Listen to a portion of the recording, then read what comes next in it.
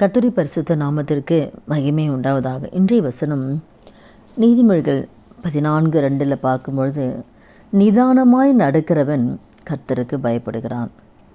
இப்போ நம்முடைய வாழ்க்கையில் கூட ஆண்டவர் நம்மகிட்ட எதிர்பார்க்கறதெல்லாம் நிதானம் ரொம்ப முக்கியம்.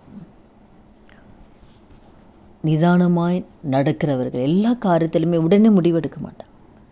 உடனே முடிவெடுக்கக்கூடாது. எந்த காரியம் செய்தாலும் சரி, வேலை செஞ்சாலும் பிஸ்னஸ் பண்ணாலும் உடனுக்குடனே எந்த முடிவு எடுக்கக்கூடாது. ஏதாவது ஒன்று செய்யணும், உடனே துரிதமாக முடிவு எடுத்துடக்கூடாது. எல்லாத்திலுமே நிதானமாக யோசித்து ஆராய்ந்து தெய்வ சித்தத்தை அறிந்து நிதானமாய் ஒவ்வொரு முடிவும் எடுக்கணும். அப்படி நிதானமாய் எடுக்கிற முடிவு தான் அது நமக்கு ஆசீர்வாதமாக இருக்கும். உடனுக்குடனே முடிவெடுத்தால் அதில் ஒரு ஆசீர்வாதம் இருக்காது. அப்போ எந்த காரியத்துலையுமே உடனுக்குடனே ஏதாவது ஒரு வேலை ஏதாவது ஒன்று செய்யணுமா, அந்த மாதிரி செய்யவே கூடாது. எதுவாக இருந்தாலுமே நிறுத்தி நிதானமாக யோசித்து ஜெபிச்சு அது தெய்வ சித்தம் தான் நான் அறிந்து ஜாக்கிரதையாக நம்ம எல்லாத்துலேயுமே நம்ம செயல்படணும். குடும்பத்தில் கூட நிதானம் இல்லாதனால தான் நிறைய குடும்பங்கள் பிரிவதற்கு காரணம்னா அவங்க வாழ்க்கையில் நிதானம் இல்லை. முக்கியமாக பேசுகிறதுல நிதானம் கிடையாது. இந்த பேசுறதுல நிதானம் இல்லாதனால தான் குடும்பத்தில் சமாதானம் இல்லை. பிள்ளைங்க பிச்சருக்குள்ள சமாதானம் இல்லை. பிள்ளைங்கக்கிட்ட நிதானமாக பேசுறதில்ல. நம்ம வாய்க்கு வந்தபடி இப்போ இருக்கிற பிள்ளைங்கள்லாம் அன்பை தான் அதிகமாக எதிர்பார்க்குறாங்க.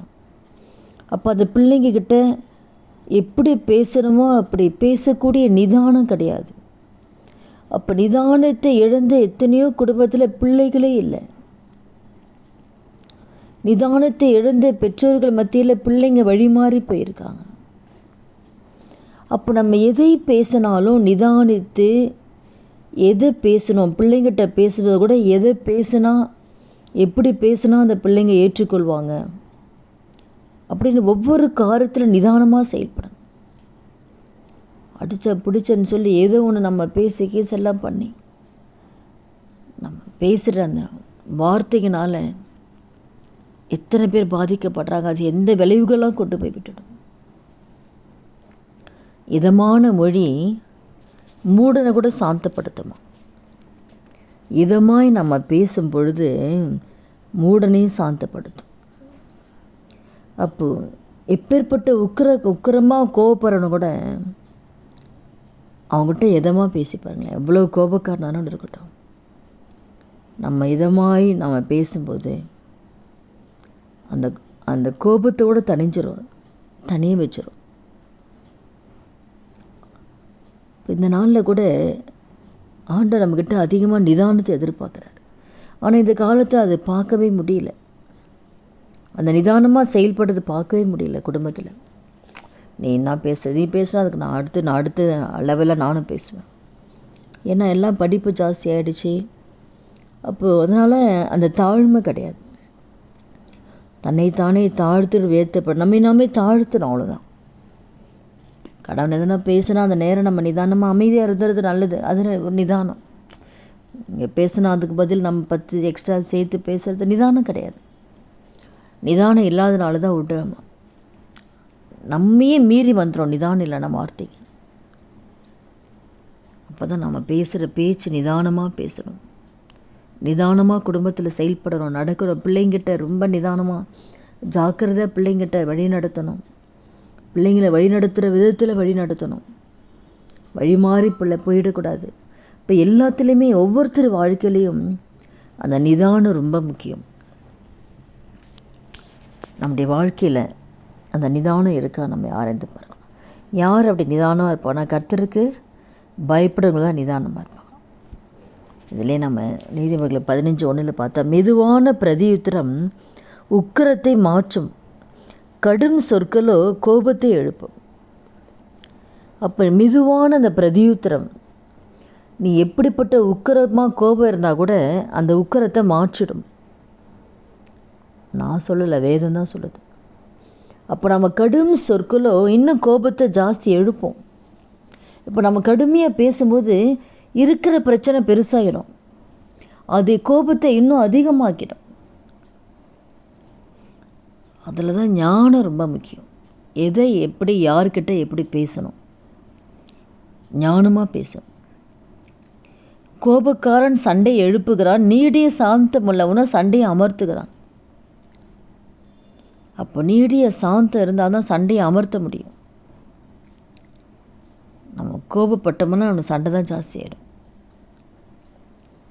அதனால தான் எல்லாத்திலையுமே நிதானமாக நம்ம செயல்படணும். இந்த நாளில் கூட இந்த வார்த்தை கேட்குற ஒவ்வொருத்தர் வாழ்க்கையிலையும் நாம் எப்படி இருக்கோம் நாமே ஆராய்ச்சி பார்க்கணும். பேச்சு நம்ம எப்படி பேசுகிறோம், நம்ம செய்கிற ஒவ்வொரு காரியமும் நிதானமாக செய்கிறோமா? குடும்பத்தில் நடக்கும்போது பிள்ளைங்கிட்ட, மனைவிக்கிட்ட, கணவன்கிட்ட நிதானமாக நம்ம பேசுகிறோமா, செயல்படுறோமா? மற்றவங்க ஒரு தவறு செய்யும்போது கிட்ட அவங்ககிட்ட நம்ம எப்படி அவங்ககிட்ட ஆலோசனை நம்ம கொடுக்குறோம்? தவறு செய்துங்கிட்ட நம்ம எப்படி ஆலோசனை கொடுக்குறோம்? அவங்ககிட்ட நம்ம ஆக்ரோஷமாக ஆலோசனை கொடுத்தோம்லாம் அவங்க மாற மாட்டாங்க. அவங்கக்கிட்ட அன்பாக தான் ஆலோசனை கொடுக்கணும். அவங்க செய்கிறது தப்புன்னு அவங்கள புரிய வைக்கணும். நிதானமாக எல்லாத்துலேயுமே நிதானமாக நம்ம செயல்படும் பொழுது தான் நம்மளோட வாழ்க்கையில் தேவன் சரியான பாதை நம்ம போக முடியும். எந்த காரியத்திலும் சரி. இந்த நாளில் கூட இந்த வார்த்தை கேட்குற ஒவ்வொருத்தர் வாழ்க்கையிலையும் இனி வருகிற நாட்களில், பேச்சில், நடக்கையில், எந்த காரியம் செய்தாலும் சரி, எல்லாவற்றும் நிதானமாய் நம்ம நடந்து கர்த்தருக்கு பயந்து நிதானமாய் ஒவ்வொரு காலம் செயல்படும் போது, பேசும்போது, நடக்கும்போது நிச்சயமாக நம்முடைய வாழ்க்கையில் ஒரு ஆசீர்வாதமான பாதையை, சமாதானமான பாதைக்குள்ளே நம்மளால் போக முடியும். நாளில் ஜெபிக்கலாமா? துதிகள் மத்தியில் வாசம் செய்கிற நல்ல தகப்பனே, இயேசுவின் நாமத்தில் நம்முடைய சமூகத்தில் வருகிறோம். இந்த வார்த்தை கேட்குற ஒவ்வொருத்தர் வாழ்க்கையிலே ஆண்டவரே, நிதானமாய் பேசக்கூடிய கிருபையை கர்த்தருங்க ஒவ்வொருவருக்கு தாங்கப்பா. நிதானமாய் பேசுகிறவர்கள் ராஜாக்கள் பிரியப்படுவார்கள் நாங்கள் வேதத்தில் பார்க்குறோம். அப்போ அந்த நிதானமாய் பேசுறது கூட நிதானத்தை எதிர்பார்க்குறீங்க. எல்லாவற்றிலுமே நிதானம் இருக்குன்றது இந்த வசனத்தை நாங்கள் பார்க்குறோம் ஆண்டவரே. இனி வருகிற நாட்களில் ஆண்டவர் நிதானமாய் எல்லாவற்றும் நாங்கள் நடக்க கிருபை தாங்க.